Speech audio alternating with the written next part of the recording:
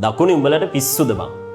ගෙදර තියෙන හාල් පොල් ටික ආධාර විදිහට දීලා රස්සාවක් කරන්න නැතුව බෝට්ටු අරගෙන ඇවිල්ලා මිනිස්සුන්ට ලංකාවේ හැමතැනම උදව් කරලා තමන්ගේ ආධාර ටික බෙදලා දීලා තමන්ගේ ජීවිතය අවදානමට අරගෙන අනිත් මිනිස්සු වෙනුවෙන් වැඩ කරලා අන්තිමට දකුණේ වූ මේ කොහෙවත් යන යුන්ගෙන් ගුටි කණ්ඩත් ඕනි.